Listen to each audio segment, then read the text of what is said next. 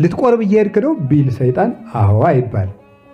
እንደሚባል አይደለም ነው የሚባለው። እንዲሁ በዚህ ደርሼ ልመጣ ነው የሚባለው። እንደዚያማ ከሆነ ደግሞ መንገድ ላይ ጠምልሎ ይጣልን እንዴ? ስለዚህ ለሰይጣን እውነት አይነገረውም። ሰይጣን ልትመነኩሱ አስባ ነው ቢል አይነገርም። ይነገራል አይነገርም? አይነገርም። ኧረ እኔ ምንኩስና ምን ብሎ ውይ ደግሞ ለእኔ ተብሎ ሌላ ወግ ነው የሚወጋው ለሰይጣን እና ለመሰሎቹ ማለት ነው። ለሰይጣንና ለመሰሎቹ ለክፉ ሰዎችም እቅድ አይነገርም። ከቃሉ ጋር ናችሁ። ለምሳሌ እናንተ ቤት እንዳሰሩ የሚፈልግ ሰው ቢኖር ቤት ትሰራለህ ዘንድሮ እንዴ ቢል ኧረ ምን ይሳካ ብለህ ነው ብሎ ዝም ብሎ ዘወር አድርጎ መሄድ ነው ማለት ነው። ምክንያቱም ቤቱን መጥቶ ሊያፈርስባችሁ ይችላል። ስለዚህ ለጠላት የማይነገር እውነት አለ ማለት ነው። እየሰማችሁ ነው? ለማን የማይነገር እውነት አለ?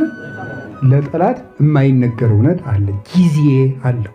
የሚነገርበትና የማይነገርበት ጊዜ አለው።